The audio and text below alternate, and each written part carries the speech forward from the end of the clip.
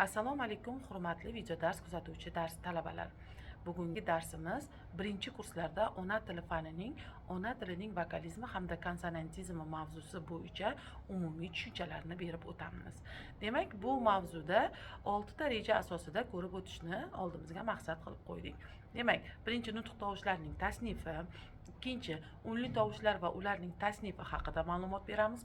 Uchinchi undosh tovushlar va ularning xususiyatlari, to'rtinchi hosil bo'lish o'rniga ko'ra undosh tovushlar tasnifi, keyingisi hosil bo'lish usuliga ko'ra undosh tovushlar tasnifi hamda ovoz va shovqinning ishtirokiga ko'ra undosh tovushlar tasnifi haqida ma'lumot beramiz. Bilamizki, undosh tovushlar hamda unli tovushlarning, ya'ni undosh hamda unli fonemalarning bir-biridan farqini jadval asosida talabalarga tushuncha bersak juda ham osonroq bo'ladi. Masalan, unli fonemalar hosil bo'lishida o'pkadan chiqayotgan havo og'iz bo'shlig'ida hech qanday to'siqqa uchramaydi. Undosh tovushlarda esa hosil qilishda o'pkadan chiqayotgan havo og'iz bo'shlig'ida turli to'siqlarga uchraydi va buning natijasida shovqin hosil bo'ladi. Unlilarni cho'zib talaffuz qilamiz, undoshlarni esa cho'ziq talaffuz qilmaymiz. Undosh tovushlar, unlilarni talaffuz qilganimizda un paychalari albatta titraydi. Undoshlarni talaffuz qilganimizda esa un paychalari titraydi hamda jarangli va sonirlarda titramasligi ham jarangsizlarda uchrashi mumkin. Unlilar bo'g'in hosil qiladi. Aka, oila, mudofaa. Bu so'zlarda nechta unli bo'lsa, shuncha bo'g'in hosil qilishi mumkin. Undoshlarda esa bo'g'in hosil qilmaydi hamda ular bo'g'in tarkibida kelishi mumkinligini ko'rib o'tamiz. Demak, og'iz va bo'g'iz bo'shlig'ida hech qanday to'siqqa uchramay hosil bo'ladigan, tarkibi ovozdan iborat, ya'ni shovqin deyarli ishtirok etmaydigan tovushlar unli tovushlar deyiladi. Har bir til o'ziga xos unlilar tizimiga ega. Tildagi unlilar tizimi tilshunoslikda vokalizm deyiladi. Unli tovushlar soni turli tillarda turlichadir. Masalan, hozirgi o'zbek adabiy tilida unli tovushlar 6 ta bo'lsa, boshqa turkiy tillarda esa 8 ta, 10 ta va undan ham ortiqrog'ini ko'rishimiz mumkin. Bu ayrim manbalarda. Bu miqdor rus tilida 5 tani, fransuz tilida 18 tani tashkil etadi. Unli tovushlar bir necha jihatdan tasnif qilinadi. Bu tasniflarni o'zbek tilidagi 6 ta unli fonema i, e, a, o, u, o misolida ko'rib chiqamiz. Unlilar dastlab tilning harakati va labning holati, ya'ni ishtiroki nuqtai nazaridan turlarga ajratiladi. Tilning harakatiga ko'ra ikkita hodisa farqlanadi. Tilning yotiq, ya'ni yonlanma harakati hamda tilning tik, vertikal harakati. Tilning yotiq harakatiga hosil bo'lishida unlilar ikki turga bo'linadi. Til oldi hamda til orqa unlilarni ko'rib o'tamiz. Til orqa i, e, a hamda til orqalar esa u, o, u, o. Tilning tik harakatiga ko'ra unli tovushlar 3 turga bo'linadi. Yuqori ko'tarilish unlilari, o'rta ko'tarilish unlilari hamda quyi ko'tarish unlilari. Lablarning holatiga, ya'ni ishtirokiga ko'ra unlilar ikkiga bo'linadi. Lablangan unlilar hamda lablanmagan unlilar. Lablangan unlilar talaffuz qilingan vaqtda lablar faol ishtirok etadi. Lab oldinga chiqadi hamda dumaloq shakli oladi. Lablanmagan unlilar talaffuzida lablar ishtirok etmaydi. Demak, o'zbek adabiy tilida unli fonemalar va ularning tasnifiga to'xtalib o'tamiz. Hozirgi o'zbek adabiy tilida unli fonemalar 6 ta: i, e, a, u, o hamda o. Unlilar hosil bo'lishida til va lablar faol ishtirok etadi. Shuning uchun ular tasnifi 3 xususiyatga asoslanadi. Tilning oldinga yoki orqaga harakat qilish darajasiga, tilning tanglay tomon ko'tarilish darajasiga va lablarning ishtirokiga ko'ra unli fonemalar hosil bo'ladi. Shu jihatdan unlilar 3 tomonlama tasnif qilinadi. Tilning gorizontal harakatiga ko'ra, tilning vertikal harakatiga ko'ra hamda lablarning ishtirokiga ko'ra. Demak, birinchi tilning gorizontal harakatiga ko'ra unlilarni ko'rib o'tamiz. Bular ikki guruhga bo'linadi. Birinchi old qator unlilar i, e, a. Ikkinchi orqa qator unlilar u, o, o. Og'iz bo'shlig'idagi eng faol a'zo hammamiz bilamizki, bu tildir. U unlilarni talaffuz qilishda oldingi yoki orqaga qilib harakat qiladi. Masalan, i, e, a unlilarni hosil qilishda til oldinga siljiydi. U, o, o unlilarini hosil qilishida orqaga tortiladi. Tilning vertikal harakatiga ko'ra unlilar 3 turga ajratiladi. Demak, birinchi yuqori tor unlilar, ikkinchi o'rta keng unlilar, uchinchi quyi keng unlilar.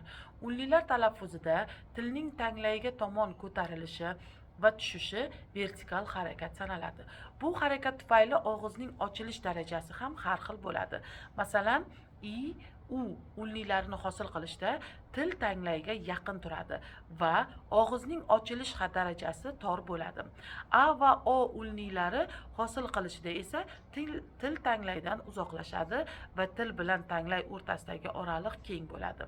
Lablarning ishtirokiga ko'ra unlilar ikkiga bo'linadi. Lablangan unlilar, lablanmagan unlilar. Lablangan unlilarga i, o, o, lablanmagan unlilarga esa i, e, a unlilarini kiritishimiz mumkin. Unlilar talaffuzida lablar ishtirok etishi yoki ishtirok etmasligi mumkin. Masalan, u, o, o unlilarini hosil qilishda lablar cho'chchayadi. I, e, a unlilarini hosil qilishda esa bunday holatlar kuzatilmaydi.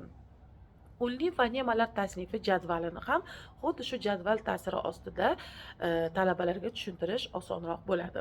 Demak, lablarning ishtirokiga ko'ra turlarini aytib o'tdik. Tilning gorizontal holatiga ko'ra, ya'ni harakatiga ko'ra old qator hamda orqa qator unlilarni sanab o'tdik. Tilning vertikal harakatiga ko'ra unlilarni ham ko'rib o'tdik. Keyingi slaydimizda har bir unlilarga quyidagicha ta'rif beriladi. Masalan, bunda i unlisi quyidagicha tasniflanadi.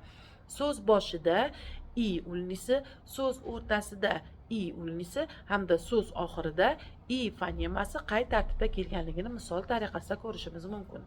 So'z ichida ikki jarangsiz undosh orasida nihoyatda qisqa aytiladi. Buni misollar tariqasida ko'ramiz. Masalan, bunga bilan hamda sira so'zlarini misol qilib oldik.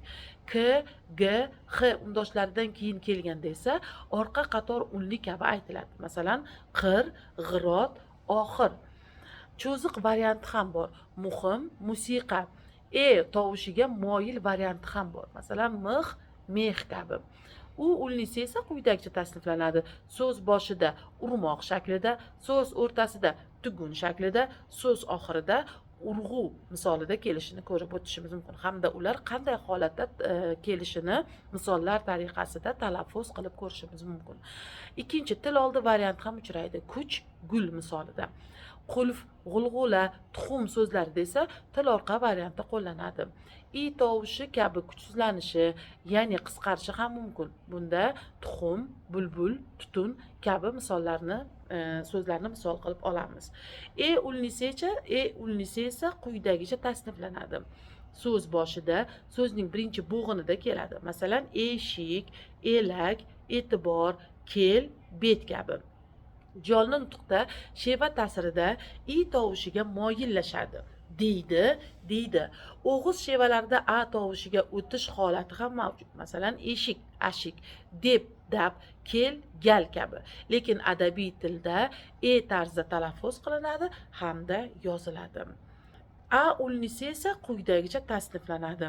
So'z boshida ari, so'z o'rtasida daftar va so'z oxirida qora misolida kelishini ko'rishimiz mumkin.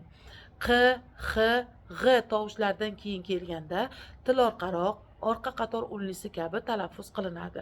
Qahr, g'azab, xabar. Ba'zi so'zlarda sheva ta'sirida o tovushi kabi aytiladi. Baho, boho, shavla, shovla. Adabiy tilda esa a tarzda talaffuz etiladi hamda yoziladi. O unlisi esa quyidagicha tavsiflanadi. Demak, birinchi so'z boshida olim, so'z o'rtasida toza va so'z oxirida bobo kabi misolida qo'llashimiz mumkin. U unlisi quyidagicha tasniflanadi. Sodda so'zlarning asosan birinchi bo'g'inida uchraydi. O'g'il, bo'ri, to'g'ri, o'rin, bo'yin. Ikkinchi, o'zlashma so'zlarning oxirgi bo'g'inida ham keladi. Ro'baro, xushro'y, gulro, kubik misolida. Til oldi varianti ham bor. Masalan, o'rik, ko'l, cho'l misolida ko'rishimiz mumkin. Hozirgi o'zbek adabiy tilida 24 ta undosh fonema bo'lib, bular b, d, f, g, h, j kabi yoki bo'lmasa j, k, l, m, n, p, q, r, s, t, v, x, y, z, gʼ, sh, ch, g fonemalardir. Undosh fonemalar tizimi tilshunoslikda konsonantizm deb ataladi. Konsonantizm inglizcha so'zdan olingan bo'lib, undosh degan ma'noni anglatadi. Undosh fonemalar ham 3 tomondan tasnif qilinadi. Hosil bo'lish artikulyatsiya o'rniga ko'ra, hosil bo'lish artikulyatsiya usuliga ko'ra hamda 3-chi ovoz va shovqinning ishtirokiga ko'ra. Hosil bo'lish artikulyatsiya o'rniga ko'ra undoshlar 3 guruhga bo'linadi. Lab undoshlari, til undoshlari hamda bo'g'iz undoshlari. Lab undoshlari bevosita lablar ishtirokida paydo bo'luvchi undoshlar bo'lib, ularga b, n, m, v, f undoshlari kiradi. Lab undoshlaridan b, p, m undoshlari, shuningdek ov, qovun, vodiy, voris, birov kabi so'zlardagi v undoshi hamda pufak, tufli, juft, Fotima kabi so'zlaridagi f undoshi ikki lab orasida paydo bo'ladi. Vatan, va'da, vafo, vagon, arava kabi so'zlar tarkibidagi v undoshi, fazo, farzand, fitna, telefon kabi so'zlar tarkibidagi f undoshi pastki lab bilan ustki tishlar orasida hosil bo'ladi. Shunga ko'ra, lab undoshlarini ikki guruhga ajratishimiz mumkin. Lab undoshlari hamda lab undoshlari hamda lab tish undoshlari. Lab undoshlariga b, p, m, v, f. Lab tish undoshlariga esa v hamda f undoshlarini kiritamiz. Til undoshlari bevosita til ishtirokida hosil bo'lib, ularga g, d, j hamda j, z, y, k, l, n, g, r, s, m, h, ch, sh, q, gʼ undoshlari kiradi. Undoshlar tilning qaysi qismida hosil bo'lishiga ko'ra bir-biridan farq qiladi. Masalan, z, s, sh kabi undoshlar tilning old qismida, y undoshi tilning o'rta qismida, k, g, g kabi undoshlar tilning orqa qismida hosil bo'ladi. Shunga ko'ra til undoshlari 4 guruhga ajratiladi. Til oldi undoshlari bunga d, j, j, z, l, n, r, s, t, ch, sh undoshlari. Til o'rta undoshi bunda y undoshi. 3-chi til orqa undoshi k, g, g undoshlari. Chuqur til orqa undoshi q, g, h hamda bo'g'iz undoshi faqat bitta h undoshdan iborat bo'lib, u bo'g'iz bo'shlig'ida paydo bo'ladi. Keyingisi hosil bo'lish, ya'ni artikulyatsiya usuliga ko'ra undoshlar 3 guruhga bo'linadi. Portlovchilar, sirg'aluvchilar hamda portlovchi sirg'aluvchilar turkumiga kiradi. Portlovchi undoshlar ikki nutq a'zosining o'zaro jipslashuvi va o'pkadan chiqayotgan havo oqimining ana shu a'zolarga zarb bilan urilib, portlab o'tishidan hosil bo'ladigan undoshlarga portlovchi undoshlar deyiladi. Ularga b, g, d, j, k, p, t, ch, q undoshlari kiradi. Bular orasida j va ch undoshlari o'ziga xos artikulatsiyasi bilan boshqalardan ajralib turadi. Shu jihatdan portlovchilar ikki turga ajratiladi: sof portlovchilar hamda qorishiq portlovchilar. J hamda ch tovushlari. Sirg'aluvchi undoshlar ikki nutq a'zosining bir-biriga yaqinlashishi va havo oqimining ana shu a'zo orasidan sirg'alib chiqishidan hosil bo'ladigan undoshlardir. Ularga v, j, z, y, s, f, h, sh, gʼ, h undoshlarini misol qilib olishimiz mumkin. Hurmatli talabalar, mana shu ma'lumotlar asosida slaydimizni har bir undoshlarga misol tariqasida tasniflab berganmiz. Bularni o'zingiz mustaqil tariqasida ko'rib o'tishingiz mumkin. Keyingi amaliy mashg'ulotda bu konsonantizm hamda vokalizmlarga misol tariqasida mashqlarni bajaramiz hamda ular haqidagi har bir tasniflashni, ma'lumotlarni savol-javob asosida ko'rib o'tishimiz mumkin. Bugungi ma'ruza mashg'ulotlarimiz xuddi mana shu tartibda ketma-ketlikda davom ettiriladi. Keyingi ma'ruza mashg'ulotda ko'rishguncha xayr, salomat bo'ling.